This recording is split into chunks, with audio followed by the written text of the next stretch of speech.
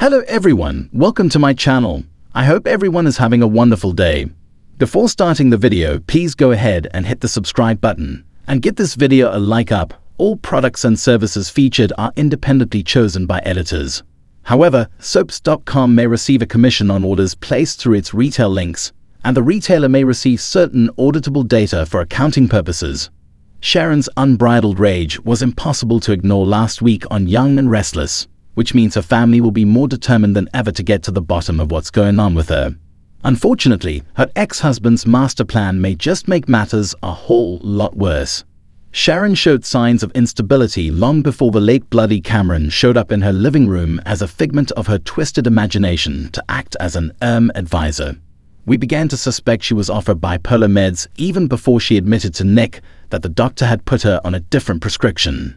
As we now know, Sharon didn't like the way the new pills made her feel, so she stopped taking them. Fast forward to the present, and we have Sharon seeing and talking to her dead daughter Cassie, as well as the demented stalker she stabbed to death.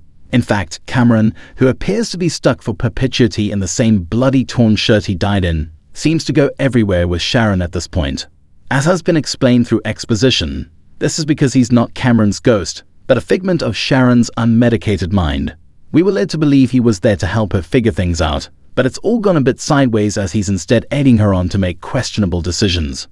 Perhaps in a twisted kind of way, he is helping her purge herself of the anger and pain she's been carrying around all of these years, since Cassie's tragic death. Not as helpfully, he's cheering her on as she directs that rage at other people. In any case, we've reached a point where her family can no longer sweep Sharon's issues under the proverbial rug. Her behavior has become unhinged since Faith and Lucy's car wreck, and while everyone understands why and feels empathy, something clearly needs to be done. That brings us to our Young and Restless spoilers, which have Nick and Maria formulating a plan to help their loved one. What worries us, however, is the preview, in which Maria tells Nick, "It feels wrong." He replies, "I know, but we need the truth." Uh-oh. Yeah, characters don't say things like that unless the plan is truly questionable. If our hunch is correct, Nick will ask Maria to pretend to be her dead twin Cassie in order to find out if Sharon is actually on her meds. It could be something as simple as he suggests she go through her mother's purse, but because this is a soap, the latter is more likely. Maria posing as Cassie could get them the answers they're looking for, but they'll be taking a huge risk. If Sharon discovers the deception, particularly in her current unmedicated state, she's going to be apoplectic. Let's not forget, when Maria first came into her life, she was gaslighting her and pretending to be Cassie whilst working for Victor. If she was caught doing it again, even with the best of intentions, it would definitely make the situation 1,000 times worse, as Sharon will have no one left she feels like she can trust and will be running around Genoa City like a true loose cannon. On the other hand, if it works, and they find out she's off her meds and get her help, it could be just what the doctor ordered to get the situation under control. What do you think will happen? Let us know in the comments. In the quiet town of Genoa City, where secrets often simmer just beneath the surface, a new drama was unfolding. Sharon Newman was facing a dilemma that seemed insurmountable, a struggle that no amount of willpower alone could resolve. Nick Newman, the protective brother, had concocted a plan to offer Sharon the help she so desperately needed, but this wasn't going to be a simple solution. It would involve a daring ruse, with Maria Copeland taking on an unexpected role. Sharon had always been a pillar of strength, a compassionate soul whose resilience had helped her navigate countless trials. Yet, as the weight of her current crisis pressed down on her, she found herself adrift, her usual resolve crumbling under the strain. Her ex-husband Nick saw the pain in her eyes and knew that something had to be done, something beyond the usual advice and comfort he could offer. The plan was audacious, requiring Maria Copeland, Nick's stepsister and a fierce eye, to step into the shoes of someone else entirely. Maria would need to become Cassie Newman, Sharon's long-lost daughter. The resemblance between Maria and Cassie was striking enough that Nick believed it could offer Sharon the emotional breakthrough she needed. Maria was initially hesitant. The idea of pretending to be Cassie, a ghost of the past, seemed both daunting and emotionally charged. Cassie's memory was a tender spot for Sharon, one that was both cherished and painful. Maria, always empathetic, understood the gravity of the situation and the emotional impact her role could have. After a long conversation with Nick, she reluctantly agreed, driven by her deep affection for Sharon and her desire to support her. In the days leading up to the plan, Nick and Maria meticulously prepared for the encounter. Maria spent hours studying old photographs of Cassie, trying to mimic her mannerisms, her voice, and even her subtle expressions. It was more than just an impersonation. It was about capturing the essence of a daughter who had left an indelible mark on her mother's heart. The day of the intervention arrived, and the atmosphere in Sharon's home was tense yet hopeful. Sharon was at her most vulnerable, her usual cheerfulness replaced by a weariness that was all too evident. Nick and Maria arrived together, the latter dressed in a manner reminiscent of Cassie's style, simple, understated, yet evocative of the young woman she was impersonating.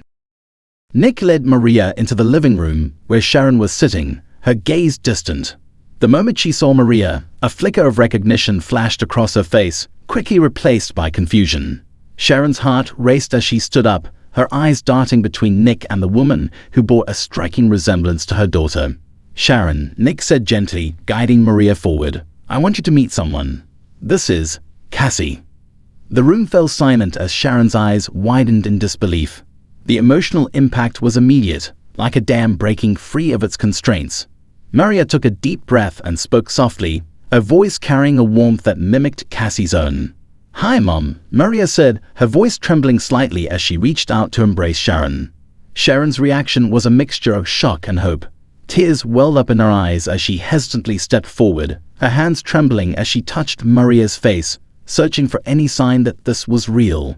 "Cassie," Sharon whispered, her voice breaking. "Is it really you?" Maria nodded, her own emotions barely contained. "Yes, Mom. It's me. I'm here." The embrace that followed was both heartbreaking and healing. Sharon clung to Maria, sobbing as years of suppressed grief and longing poured out.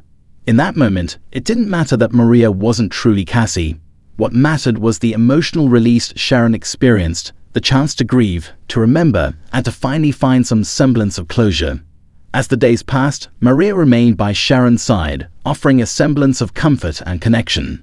Their conversations were laden with memories of Cassie, and Sharon began to open up about her daughter in a way she hadn't been able to before. Maria, though deeply moved by Sharon's vulnerability, remained steadfast in her role, understanding the importance of her presence in helping Sharon heal. Eventually, Sharon came to terms with the truth that Maria was not Cassie, but a kind-hearted individual who had stepped into a role to help her. The revelation was initially jarring, but Sharon's gratitude for Maria's selflessness outweighed any feelings of betrayal. It was clear that Maria's presence had facilitated a much-needed emotional breakthrough for Sharon. The deception, while difficult, had ultimately achieved its purpose. Sharon began to find solace in her memories of Cassie and the strength to move forward, carrying with her the lessons learned from the past. The emotional journey had been arduous, but it had brought about a deeper understanding of her own resilience and the support she had in those around her. Nick and Maria's unconventional approach had opened a door for Sharon that was previously sealed shut. The bond between them grew stronger through this shared experience, as they navigated the complexities of their relationships with newfound empathy and connection. In the end, the plan had worked, maybe not in the traditional sense, but in a way that mattered most. Sharon found the courage to face her past and embrace the future with hope, while Maria discovered the depth of her own compassion and the impact of her actions. As Jana City continued its quiet rhythms, the echoes of this extraordinary intervention would linger in the hearts of those involved. It was a testament to the power of love and the lengths one might go to help those they care about, proving that sometimes the most profound healing comes from the most unexpected places.